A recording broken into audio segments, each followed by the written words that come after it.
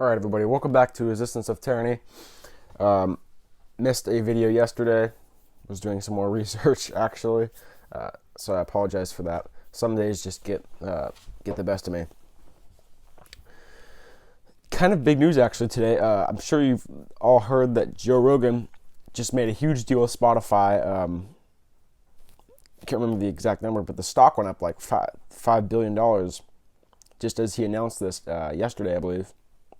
So he's moving off of YouTube and completely to Spotify. Until September, he's still on YouTube. He still has all platforms, but then he'll be on Spotify after that completely. Obviously, he had Alex Jones on. He ended up getting in some trouble for that, apparently. And, I mean, YouTube's algorithms, they have you go along with everything. Obviously, I haven't gotten big enough yet to where I have to, and I will not ever go along with their commands. As that happens, hopefully by that time, once that starts happening, that's when I have a larger audience. I can be done with YouTube and I can move to somewhere else. But YouTube's a very good way to kind of establish an audience. Although the algorithm does take down some things and not promote things with certain titles, so I have to be mindful of that when I upload videos. But apparently he was trying to go along with everything and kind of talk YouTube into letting Alex Jones back on and things like this, and then he saw how they were censoring Cedars-Sinai and medical doctors through this coronavirus and saying it was misinformation. I think he just got sick of it. And so he made this deal, and I wish I would have bought in Spotify stock because that went up a whole lot. He even talked about Obamagate. Here's some of what he said, and I quote, "The exiting president literally hires or gets the FBI to investigate Trump," Rogan said. "Listen to Jimmy Dore's video on it. Jimmy Dore's video is excellent. He breaks down exactly what the administration did and that it's illegal," Rogan added. "You are essentially using the FBI to spy on Trump, and it turned out that all that Russia stuff that they was claiming was going on to happen didn't take place, and that they knew it wasn't really happening to begin with," Rogan continued. "What they're saying was all hyperbole and exaggerating. They were trying to turn it into something that it wasn't," Rogan urged, adding, "It's not good, it's not all good." And so, obviously not an extreme argument, but something that YouTube wouldn't necessarily like. And he's been kind of politically in the middle. If you watch his podcast, I mean, he has guests on like Alex Jones or Jesse Ventura or even other people that I mentioned. I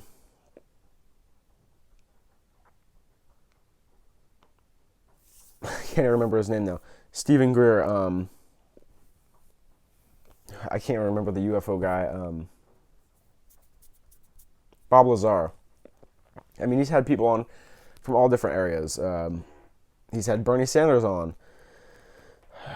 People from the left. It's just, and he's got so much knowledge because of that, I believe, from interviewing all these different types of people. And there's really nothing else like him. Like, I mean, he was one of the first to have a conversations between two people or three, sometimes four, with no scripts, no teleprompters, no nothing. And it's just amazing, and they're amazing to listen to, and I love them.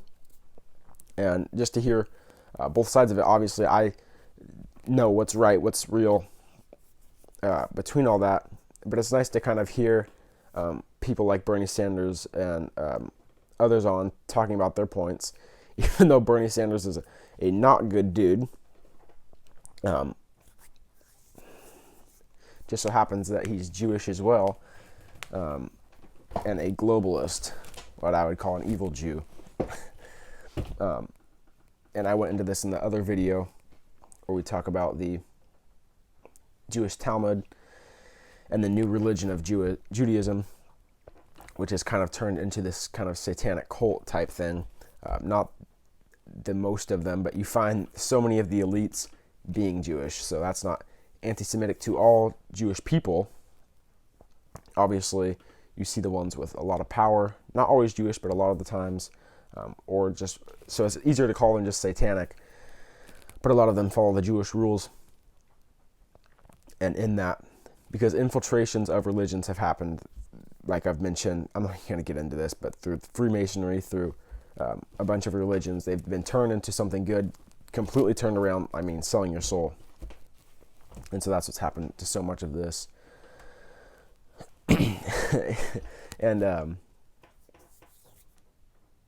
Bernie Sanders talking crap about capitalism and saying, I believe he said something like there's too many deodorants or something and we need lines for items or something of that sort. And it's just, you have one thing, you don't have capitalism, you can control everything, and that's just, you can see the character that he is through that. So anyway, back to what I was saying. Oh, Joe Rogan's even now moving to Austin, apparently, because we know big cities like LA, like New York, they're going to be falling at first, just like the Bible says about Babylon. And Austin's still a crap hole as well. Kind of all the people from these other big cities, and even California, LA was a good city to begin with. I don't know where these liberal leftist ideas came from, because original liberalism was a good thing, but these leftist, like, just bad anti-American ideas, I don't know no idea where they originated from. They even took over LA, which is like a coastal town, coastal city. And we can argue about where those origins are, and mainly it is the expansion of the city and poor people and rich people, and then that system causing people to favor other candidates and such.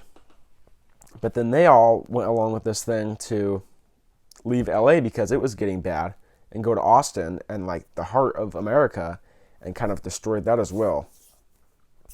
But being in Texas and out of that mayhem of the biggest cities like LA, like New York, and having access to a large amount of land if you need to get to it is just a good thing. And I plan on moving to Texas as well. It's an amazing place. Houston specifically, but on the outskirts, because I do like that city life. Cities are abundant. They're just full of life, but they're being used as basically kill grids and giant bubbles just of kill grids. So have the option of working there and live on the outskirts of it.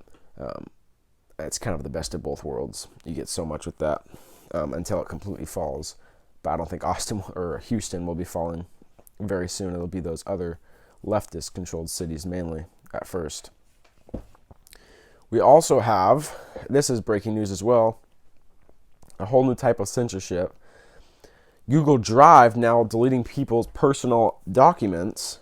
That's what you use to write essays. Most people in school use that for their classwork. I was planning on writing a book on it about all of this stuff at some point in the future. Like a giant, 500-page book within the next 10 years or so. And now I'm really second-guessing that, thinking that if you get enough people know you enough and you get flagged for something, they'll obviously be checking on all of your documents, and then just delete that out of nowhere. It's gone. All that work is just not worth it. But this is just a complete new level of censorship. In an article reporting on the takedown, the Washington Post Silicon Valley correspondent Elizabeth Dwoskin complains that after the coronavirus documentary Plandemic was censored on social media, some YouTube clips were telling users how to access banned footage from the documentary via Google Drive. So having some saved clips on there. And I was unfortunately never able to see this. I'm sure I already know most of the information in it, but I usually like to see those new documentaries that come out. I still haven't watched Close Encounters of the Fifth Kind by Dr. Stephen Greer. So it was the Washington Post to flag this documentary, and Dwoskin also writes that the Washington Post reported 12 videos to YouTube 61 Facebook posts and Instagram links to Facebook, and 24 videos to TikTok for featuring that pandemic trailer. So people being very sneaky about this.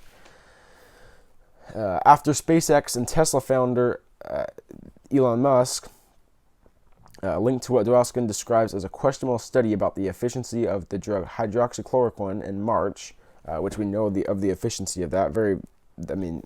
Helps a lot. Light therapy now banned off of YouTube as well, for major doctors coming out with that. Google blocked access to that document that Elon Musk tried to share. So like I said, just an entirely new level of censorship. Don't write anything important on there. Do not trust it if you're not doing it just for. I wouldn't trust it at all, especially if you have a reputation of anything. It's just not worth it.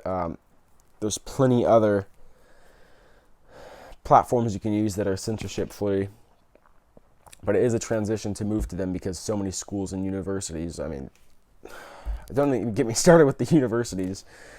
They are complete globalist run for the most part as well. See you all tomorrow.